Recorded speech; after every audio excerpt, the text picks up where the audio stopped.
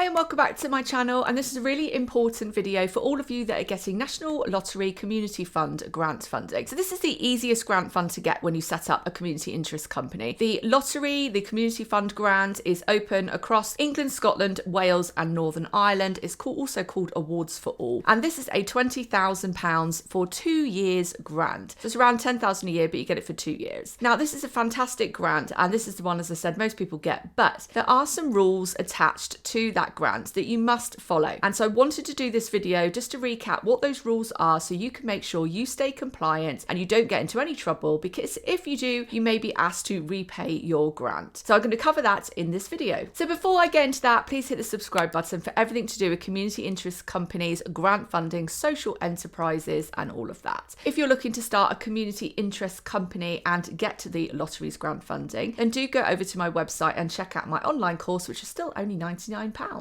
And that course will literally guide you through step by step how to set up a community interest company and even how to fill in the National Lotteries Grant Fund, and also give you fantastic grant searches and income tips for other income streams into your CIC as well. So that aside, let's get into it. So the National Lottery Community Fund, so it has 6 main rules that you must stick by. So I'm going to cover those in this video. Number 1, you must stick to the agreed budget. So when you write your National Lottery Community Funds application, you will write and attach to that application a budget. It's quite a simple budget. Basically, you're going to say what your staff costs are, what your materials are for your workshops, what your venue hire is. Other things you might put down are accountant fees, a marketing budget, maybe your website costs, those kinds of things. So I generally recommend you make sure you price them up so they look competitive. You say that you've sourced 3 different quotes to make it look like it's value for money. So those are the things you would put those down on your application, and those are then agreed. Now, lots of people say to me, but what if I change, for instance, my venue? So if you change your venue mid-project, you will have to get back to the grant fund management team. You can email them and you will need to actually say we've changed venue, or we're changing this cost for this reason, and you'll need to get that approval. So you'll need to stick to the budget or ask the grant management team for permission to spend anything else. Never put a contingency budget down. Always make sure you've properly itemized everything. Don't put a contingency down because it's very difficult for them to get them to approve that. They generally don't like contingencies on budgets. So definitely make sure you've priced up your things correctly. Always get a proper quote from a venue. I often have people, they come to me with these loose ideas. They haven't booked anything in. They haven't got a proper quote. They don't know if they're going there. And actually, I've noticed that increasingly the National Lottery will actually ask you what the venue is. So they'll actually ask you to name the venue on that budget so they know who you're actually going to, and they may even check up on the price. So definitely make sure you stick to everything. It's fine to change, but you'll need to ask their permission first, and do it by email so you keep the record of the email. So at the end of the project, when you're doing your accounting and your auditing, you've always got that email proof that they agreed it. Then rule number 2 is you must have a UK-based bank account. So you mustn't have one of these sorts of Monzo ones, those kinds of ones that are outside the UK. It must be a UK-based bank account, and you must be able to have 2 signatures on it. So that's you and your other director must be able to sign off your payments. But in the real world, you're going to be paying money out through BACS, so there's no need for the other director, in general practical terms, to be actually,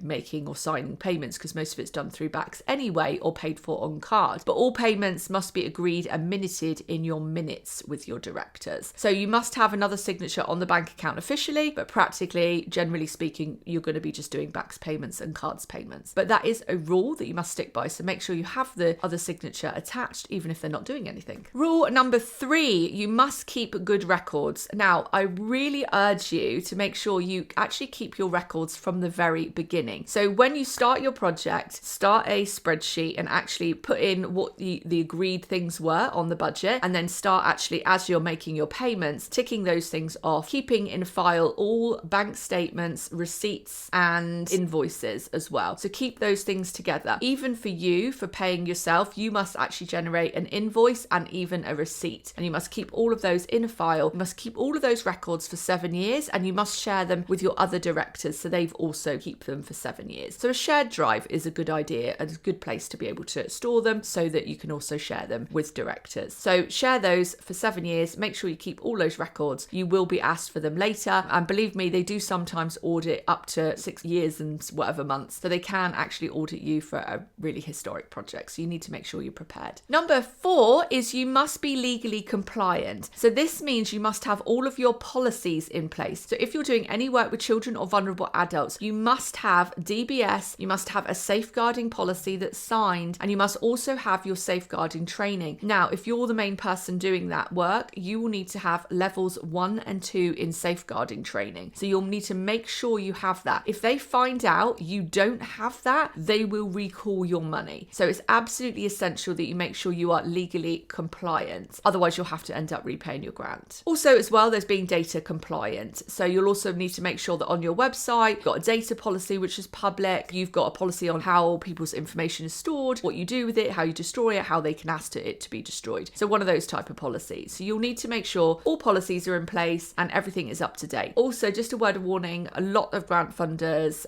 National Lottery, but also Children in Need, will ask that all directors have their DBS. Now, you might think, well, a director's not going to be doing anything. They're not going to be here. But they do still legally have to have a DBS check as well, and the level 2 safeguarding training, which you can actually give them because you've got the level 1 and 2, so you can do that. So definitely make sure you also cover your directors. Number 5, you must announce that the National Lottery funded your project. Now, this is really important and one that people just forget about. So as soon as you get your grant, you should really put a picture of their logo, or maybe a flyer or an event thing that you've created in Canva or something with their logo on it. And you must announce that on your social media across all your platforms. Also put it on your website that they're funding you as well. Make sure that is captured. It's great to have it on social media because you can always screenshot it later to give to them at the end in the auditing process. But they absolutely will go back and check that. All posters, any kind of materials you're creating as part of the project must have their logo on it. If they find out you've done something that doesn't have their logo on it, they can breach you. So you must have their logo. Also hashtag them in and actually say, thanks to the National Lottery Community Fund for funding our project. So make sure you cover that, and it's really easy to do. You just got to remember it. So it's just a post really. And number 6 is your reporting. So be prepared because the Community Fund will audit you and ask for your reporting sometimes midway in your project and then also at the end. So be prepared from the beginning. Make sure you've got everything in order. Be prepared for that midway audit and also again at the end. Now, they don't audit every single project. Sometimes they don't, but you should definitely be prepared for that. So I've definitely heard of some horror stories where people haven't had things in order. And one of the main problems I see is that on a grant, say the person is being paid a certain amount of money for their work. What they've done is they haven't transferred that to a self-employed bank account. They've left it in the CIC and they've just spent it however they wanted, like it was their main debit card. And that is not the right thing to do. You will be breached. That is a misuse of funds. So make sure the money for you is transferred into your own self-employed account. Don't just spend it out of the CIC. And another problem I see as well is sometimes maybe someone's got an LTD and they'll go and they'll buy something on their LTD that was for the project, and then they'll try to pay the CIC money over to the LTD. That's also not correct. Make sure you're buying everything you should be buying out of the CIC bank account. So make sure you do that, keep everything in order, and you should be all good. I hope that was useful. Please hit the subscribe button for more.